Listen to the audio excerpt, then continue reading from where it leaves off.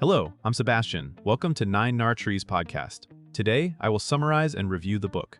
Me, But Better, The Science and Promise of Personality Change by Olga Khazan explores a question that feels both deeply personal and scientifically thorny. Can you deliberately change your personality, and should you try? Drawing on widely discussed findings from psychology and behavioral science, Khazan examines how traits like extraversion, conscientiousness, and emotional stability are measured, how stable they tend to be, and the circumstances under which they shift across adulthood. The book is positioned at the intersection of self-improvement and evidence-based thinking, translating research on habits, environment, relationships, and mental health into a framework for intentional change. Rather than treating personality as a fixed identity, it considers traits as patterns that can be strengthened, softened, or redirected with sustained effort. Along the way, it addresses common anxieties, whether change is authentic, how much is realistic, and what trade-offs can appear when you try to become more outgoing, calmer, or more disciplined. The result is a pragmatic look at becoming more yourself, on purpose. I will give you key takeaways from this book. Firstly, what personality is and how scientists measure it. A core foundation of the book is clarifying what people mean when they say personality. In everyday life, personality is a vibe or identity, but in research, it is often treated as a set of relatively consistent patterns in thinking, feeling, and behaving. The book orients readers to trait models that dominate modern psychology, especially frameworks that cluster traits into broad dimensions such as extraversion, conscientiousness, openness, agreeableness, and emotional stability. Understanding these dimensions matters because it replaces vague goals like be better with targets you can observe and track. If you want to be more conscientious, for example, the practical question becomes which behaviors demonstrate it: planning, follow-through, punctuality, order, and impulse control. The discussion also highlights how measurement works and why it is imperfect. Self-report questionnaires can be biased by mood, social desirability, and limited self-awareness. Ratings from friends or partners can add perspective, yet they carry their own blind spots. Still, measurement provides a baseline and helps distinguish between changing your self-story versus changing your day-to-day conduct. By treating traits as probabilistic tendencies rather than fixed labels, the book sets up a hopeful but realistic premise. Meaningful change is possible, but it typically looks like shifting the odds in your favor, not becoming a totally different person overnight. Secondly, the evidence for personality change across adulthood. Many people assume personality is locked in by early adulthood, yet modern longitudinal research suggests a more flexible picture. The book surveys the mainstream scientific view that traits show both stability and movement. Individuals keep recognizable patterns, but average levels and personal trajectories can change with time and experience. This is important because it reframes personality change from a fantasy to a phenomenon that researchers can document. Life roles and contexts often correlate with shifts, such as increased conscientiousness when work and family responsibilities intensify, or improved emotional stability as people gain coping skills. The book also addresses the difference between passive change and deliberate change. Passive change happens through aging, relationships, career demands, and major disruptions. Deliberate change involves choosing a direction and using structured strategies to reinforce new patterns.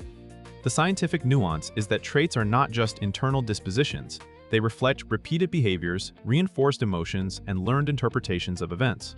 When those components change consistently, trait scores can move. A practical takeaway is that change is often incremental and uneven.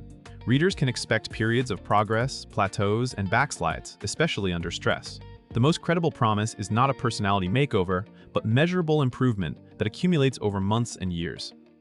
That framing helps readers set realistic expectations and avoid the discouragement that comes from comparing themselves to idealized versions of confidence, discipline, or calm. Thirdly, strategies for intentional trait shifts. The book emphasizes that if you want a different personality outcome, you need different repeated actions. That principle leads to strategies that look less like affirmations and more like behavioral design. For readers aiming to become more outgoing, this may mean graded exposure to social situations, practicing approach behaviors, and building routines that make connection easier.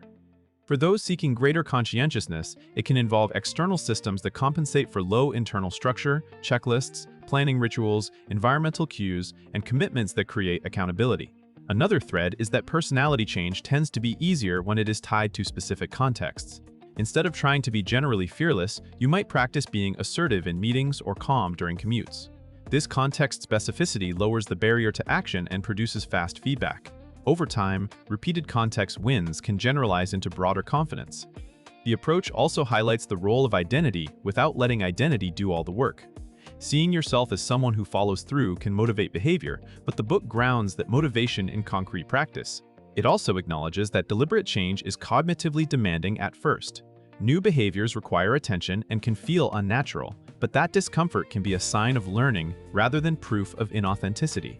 By aligning goals with values and reinforcing them through routines, social support, and reflection, the book presents a realistic path to becoming more effective without erasing what already makes you.